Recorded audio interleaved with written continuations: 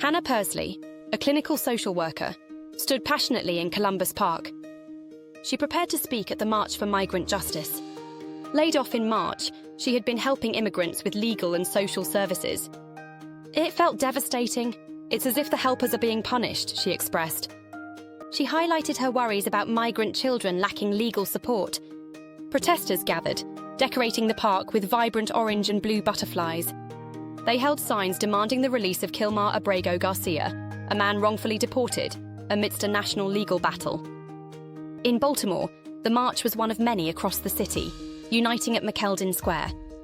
This year's theme was Stop the Billionaire Takeover.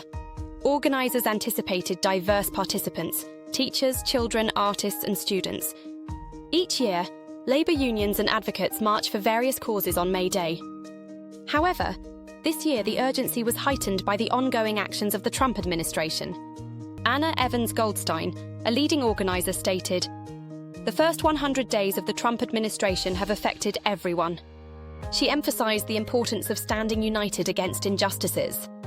Protests in Washington to Los Angeles hadn't drawn as large crowds, but the energy was palpable. Nicole Richardson, witnessing the protest unexpectedly, felt inspired. "It's encouraging to see people take a stand," she said.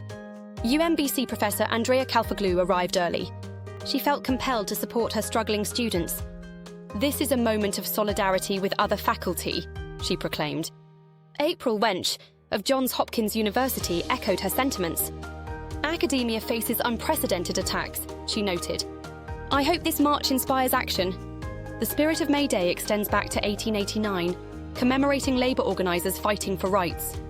Tracy Lingo, president of Unite Here Local 7, reiterated that organised labour is essential for resistance. As drums gathered the crowd at Camden Yards, a lively march commenced. Ray Baker, a director for the Baltimore D.C. Metro Building Trades Council, energised the crowd, calling for unity and justice for Abrego Garcia. Outside City Hall, nearly 200 gathered for the 99 Versos March. They chanted affirmations of community empowerment.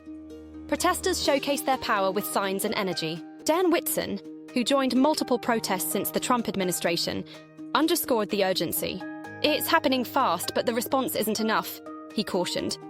The protests also included the March for Palestine, addressing the ongoing conflict in Gaza. Veterans and various community groups united to voice their opposition to the military actions. Ariel McIntosh, a Navy veteran, called for solidarity with Palestinians during this International Workers' Day. In summary, the rallies highlighted a collective spirit, emphasising the importance of standing together against injustice. The urgency felt was echoed across every speech, sign and chant. Remember, your voice matters. To make a difference, get involved in local movements and advocate for change. Join the conversation in your community today. As the crowd swelled, the air was thick with anticipation and determination. Hannah stepped forward, clutching her notes, her heart pounding in rhythm with the chants echoing around her. "Today, we gather not just for ourselves but for those who cannot stand here. For every child separated from their family and every parent living in fear," she declared passionately, her voice breaking through the noise. "We are here to demand justice, to demand accountability, and to demand that every individual in this country is treated with dignity," Hannah continued, her conviction resonating deep within the hearts of the crowd. Eyes glimmered with hope as she glanced at the vibrant butterflies fluttering, symbols of freedom and resilience surrounding them. Each sign, each chant reminded her of the lives affected by unjust policies, fueling her resolve. Hannah took a deep breath, steadying herself as she prepared to share personal stories that illustrated the harsh realities faced by migrants.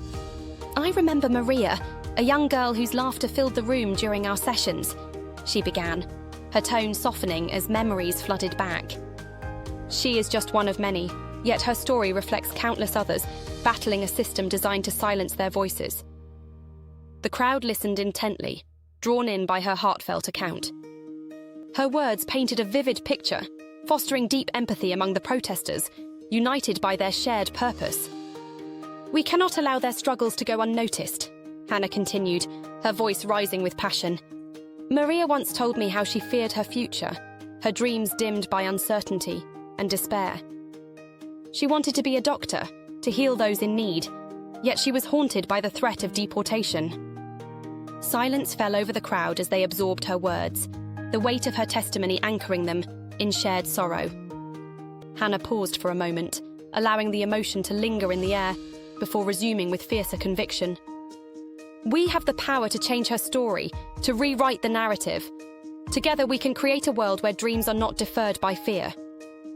Her call to action ignited a spark of energy, fueling the determination of each individual present. Today, we confront not only Maria's fears, but the fears of countless families who live in the shadows, Hannah implored, her gaze sweeping across the sea of faces.